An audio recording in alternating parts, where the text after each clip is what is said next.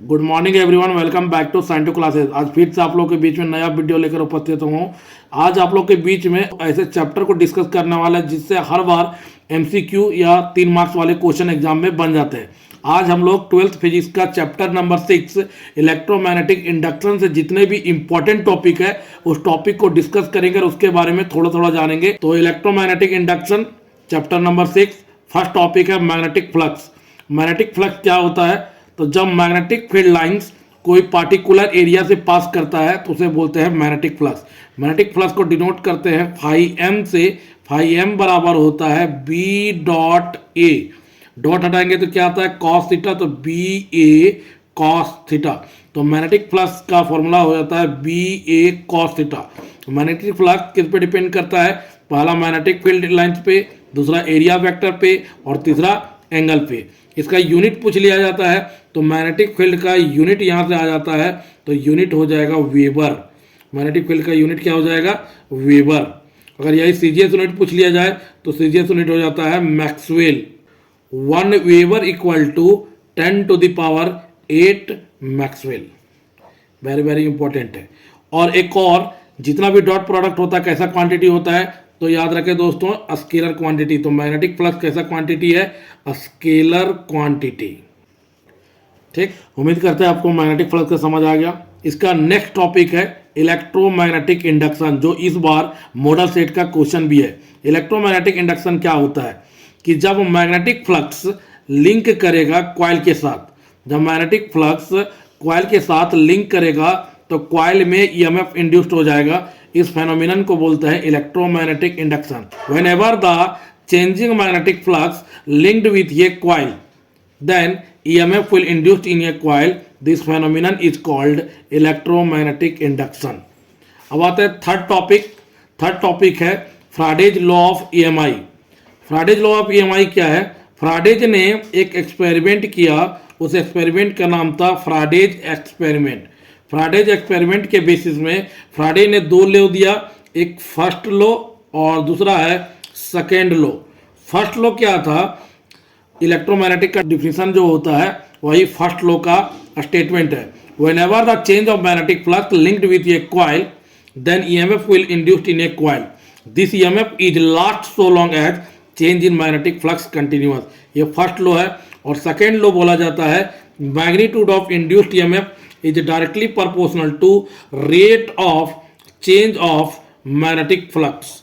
ध्यान दे दोस्तों, इसको बोलता है मैग्नीट्यूड ऑफ इंड्यूस्ड ईएमएफ, ये डायरेक्टली प्रोपोर्शनल, टाइम से डिवाइड हुआ तो रेट, डी को बोलते हैं चेंज और फाई एम को बोलते हैं magnetic flux. Magnitude of induced EMF is directly proportional to rate of change of magnetic flux. ये फ्राडेज लॉ ऑफ EMI का सेकेंड लॉ है। तो याद रखें दोस्तों, फर्स्ट लॉ को एग्जाम में लिखेंगे और सेकेंड लॉ को भी लिखेंगे तो भी चलेगा। अगर फर्स्ट लॉ नहीं लिख पाए तो सेकेंड लॉ कंपलसरी है आपको लिखना, इस स्टेटमेंट को लिखना है। इसको क्या बोलते हैं? Magnitude of induced EMF is directly proportional rate of change of magnetic flux. अब आते हैं fourth topic, Lenz law and it's proof, conservation of energy. तो लेंज लॉ से पहला क्या पता किए? करंट का डायरेक्शन। करंट का डायरेक्शन किसके कौन सा लॉ से पता करते हैं? लेंज लॉ के कारण पता करते हैं। दूसरा, जो इंड्यूस्ड पोलैरिटी आता है ना, जो माइनस प्लस का साइन आता है ईएमएफ में, वो किसके कारण आता है? लेंज लॉ के कारण आता है। तो पहला क्वेश्चन पूछा जाता है कि लेंज लॉ के कारण कॉइल में करंट का डायरेक्शन पता करते हैं, तो ये लेंज लॉ है। दूसरा, जो ईएमएफ इंड्यूस्ड होगा उसका पोलैरिटी लेंज लॉ के कारण आता है, जो नेगेटिव और पॉजिटिव साइन आता है वो लेंज लॉ के कारण आता है।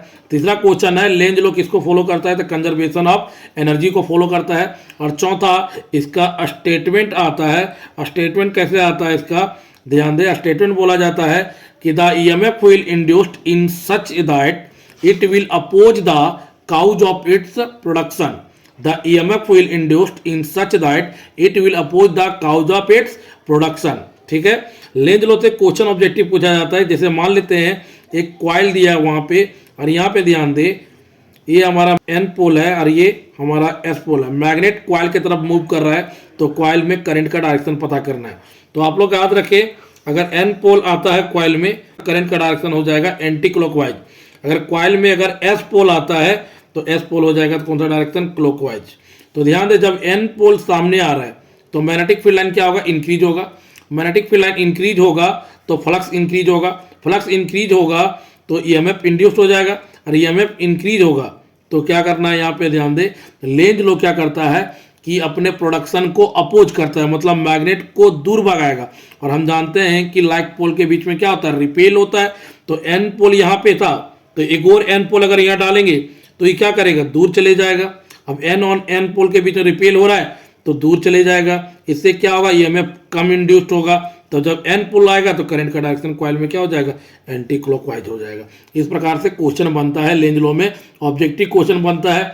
ये 5 मार्क्स का आ सकता है कि लेंज लॉ क्या है, और दूसरा कंजर्वेशन ऑफ एनर्जी कैसे प्रूव करते हैं, ठीक है, ये आता है। उसके बाद इससे ऑब्जेक्टिव क्वेश्चन बनता है कि कॉइल में करंट का डायरेक्शन कौन सा लॉ से पता करते हैं, तो लेंज लॉ के कारण पता करते हैं। और कॉइल में करंट कौन सा पोल एपियर होगा, कैसा डायरेक्शन होगा, ये चीज़ भी लेंज लॉ से पता करते हैं। ये 5 मार्क्स और ऑब्जेक्टिव वाला आता है। और फ्राइडेज लॉ ऑफ ईएमआई से 3 मार्क्स का आता है। वेरी वेरी इंपॉर्टेंट टॉपिक है, उम्मीद करते हैं इस बार पूछ लेगा। तो फ्राइडेज लॉ भी इंपॉर्टेंट है और लेंज लॉ भी इंपॉर्टेंट है। नेक्स्ट टॉपिक है induced EMF and induced current. इससे 3 मार्क्स वाला क्वेश्चन बन जाता है कि इंड्यूस्ड ईएमएफ क्या है। तो ध्यान दें दोस्तों, जब मैग्नेटिक फ्लक्स चेंज कॉइल के साथ लिंक करेगा तो कॉइल में पोटेंशियल डिफरेंस जनरेट होगा। उस पोटेंशियल डिफरेंस को क्या बोला जाता है, इंड्यूस्ड ईएमएफ, ठीक है। और इंड्यूस्ड ईएमएफ को इंड्यूस्ड करने के लिए 3 मेथड है। पहला मैग्नेटिक फ्लक्स को चेंज करके, दूसरा एरिया को चेंज करके, और तीसरा एंगल को चेंज करके मैग्नेटिक फील्ड और एरिया वेक्टर के बीच में। तो इससे क्वेश्चन कभी भी बनता है, कभी कभी नहीं भी बनता है। तो इस बार क्वेश्चन शायद ना बने। ध्यान दे, तो ना ये टॉपिक उतना इंपॉर्टेंट नहीं है। अब नेक्स्ट टॉपिक है self induction, very very important. इससे 3 मार्क्स वाला क्वेश्चन बनता है, ठीक है, 3 मार्क्स वाला।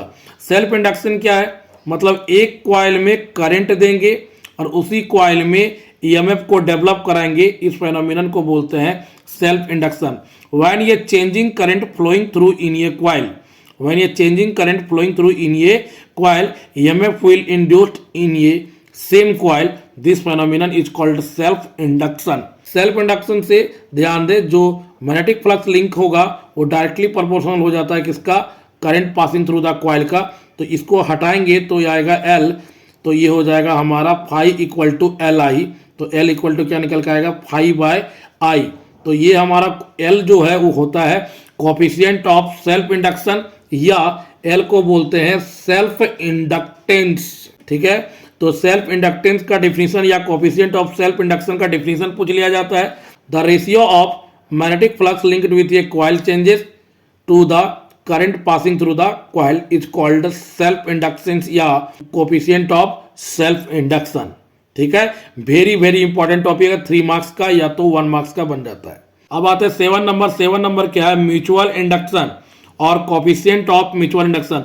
तो ये भी VVI टॉपिक है और ये 3 मार्क्स का पूछा जाता है। म्यूचुअल इंडक्शन क्या होता है, म्यूचुअल इंडक्शन में आप समझे ट्रांसफार्मर, ट्रांसफार्मर में कितना कॉइल होता है, 2 कॉइल, मतलब एक कॉइल में करंट जाएगा और दूसरे कॉइल में ईएमएफ डेवलप होगा। ये मान लेते हैं प्राइमरी कॉइल और इसको मान लेते हैं सेकेंडरी कॉइल। तो प्राइमरी कॉइल में करंट जाएगा, सेकेंडरी कॉइल में ईएमएफ डेवलप होगा। इस फेनोमेनन को बोलते हैं म्यूचुअल इंडक्शन। तो यहाँ पे ध्यान दे, जो फाई होगा, मैग्नेटिक फ्लक्स होगा, लिंक करेगा सेकेंडरी कॉइल से, और करंट जो पास होगा वो पास होगा प्राइमरी कॉइल में। तो जब इस प्रोपोर्शनल को हटाते हैं तो यहाँ के लिए M आता है, और इस M को बोला जाता है कोफिशिएंट ऑफ म्यूचुअल इंडक्शन। मतलब M इक्वल टू क्या हो जाएगा, फाई बाय आई, या M को बोला जाता है म्यूचुअल इंडक्टेंस, जो वेरी वेरी इंपॉर्टेंट टॉपिक है, एग्जाम में उम्मीद करते आएगा। अब आता है नेक्स्ट टॉपिक 8 है self inductance of long solenoid. बोला जा रहा है कि एक सोलिनॉइड लेते हैं और सोलिनॉइड को जैसे ही बैटरी एंड स्विच से कनेक्ट करते हैं तो सोलिनॉइड में करंट जाने लगेगा, और जैसे ही करंट जाएगा तो इसके अंदर से, इसके एक्सिस के अलॉन्ग मैग्नेटिक फील्ड जनरेट हो जाता है। तो इधर से S पोल हो जाता है, EN पोल इस प्रकार से मैग्नेट का तरह बिहेव करने लगता है। और यहाँ पे ध्यान दे, एक कॉइल लिए हैं और एक ही कॉइल में करंट चेंज हो रहा है और एक ही कॉइल में करंट जा रहा है, एक ही कॉइल में मैग्नेटिक फ्लक्स चेंज लिंक कर रहा है और उसी कॉइल में ईएमएफ इंड्यूस हो रहा है, उसको बोलते हैं सेल्फ इंडक्शन। और उसी सेल्फ इंडक्शन के कारण जो कांस्टेंट आता है उसको बोलते हैं सेल्फ इंडक्टेंस, और इसको फाइंड करना है, इसको डिनोट करते हैं L से। इसका जो फाइनल एक्सप्रेशन आएगा, लुन्ना बोलते हैं, ट्रिक है, mu N square A by L। तो इसका जो फाइनल एक्सप्रेशन आएगा L equal to mu naught N square A by L। इस सोलिनॉइड का L हमारा क्या है, छोटा लेंथ है, L हमारा क्या है, सेल्फ इंडक्टेंस है। तो ध्यान दें, इसको याद रखने का तरीका है लुना, LUNNA, यहां पे इसका ट्रिक याद है लुन्ना। ठीक है, तो उम्मीद करते हैं आपको टॉपिक याद हो गया होगा। ये 3 मार्क्स का भी क्वेश्चन है, इससे 5 मार्क्स वाला कमी बनता है, तो ये भी हमारा क्या 3 मार्क्स के लिए और इस बार एग्जाम पॉइंट व्यू से 2025 के लिए वेरी वेरी इंपॉर्टेंट है। अब आते हैं 9 नंबर क्वेश्चन। 9 नंबर क्या है, mutual inductance of 2 coaxial solenoid. मतलब कहने का मतलब है कि यहाँ पे 2 सोलिनॉइड लेना है, एक S1 सोलिनॉइड लेना है और दूसरा हम S2 सोलिनॉइड को लेंगे। मतलब S1 में करंट जाएगा और S2 में EMF इंड्यूस्ड होगा। इस फेनोमेनन को बोलते हैं म्यूचुअल इंडक्शन, और म्यूचुअल इंडक्शन से ही आता है हमारा म्यूचुअल इंडक्टेंस। तो इसके लिए क्या करना पड़ेगा, जो इसका फाइनल एक्सप्रेशन आएगा मुन्ना, ट्रिक आता है MUN1N2A बटा क्या हो जाएगा L। तो ध्यान दें, मुन्ना इसका ट्रिक है M इक्वल टू म्यू0 N1 into N2 into A by L। L हमारा क्या सोलिनॉइड का लेंथ दिया हुआ है। ठीक है, ट्रिक याद रख ले। यहाँ पे self inductance of long solenoid क्या हो जाएगा लुन्ना L म्यू0 N² A बाय L, और इसका क्या हो जाएगा मुन्ना MU N1 N2 A by L। तो ध्यान दें, यहाँ पे जो क्वेश्चन पूछा जाता है कि नंबर ऑफ टर्न्स को 2 टाइम बढ़ाते हैं तो सेल्फ इंडक्टेंस कितना इंक्रीज हो जाएगा, तो 4 टाइम्स। ध्यान दें, यहाँ पे जैसे यहाँ पे n दिया हुआ है, n को 2 टाइम बढ़ा रहे हैं, n को कितना टाइम बढ़ा रहे हैं 2 टाइम्स, तो l कितना बढ़ जाएगा हमारा 4 टाइम्स बढ़ जाएगा। इसी प्रकार से n1 और n2 को 2 टाइम्स इंक्रीज करते हैं तो हमारा m कितना टाइम्स इंक्रीज हो जाएगा 4 टाइम्स इंक्रीज हो जाएगा, 2 दूना 4 हो जाएगा, 4 टाइम्स इंक्रीज हो जाएगा। और इस चैप्टर का जो लास्ट टॉपिक है 10 number eddy current. What is eddy current और एप्लीकेशन ऑफ एडी करंट। मतलब ध्यान दे दोस्तों कि ट्रांसफार्मर का जो कोर होता है आयरन, उसमें बार बार मैग्नेटिक फ्लक्स चेंज होने के कारण उसमें एक करंट सेटअप ले लेता है, और उस करंट सेटअप के कारण लॉस होता है, उस लॉस को बोला जाता है एडी करंट लॉस।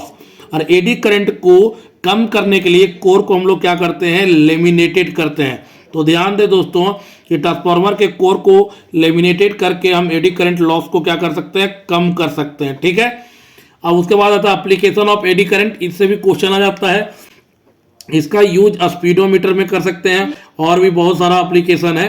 तो उम्मीद करते हैं आपको अच्छे से समझ आ गया होगा इस चैप्टर से कौन कौन सा इंपॉर्टेंट टॉपिक है। ठीक है।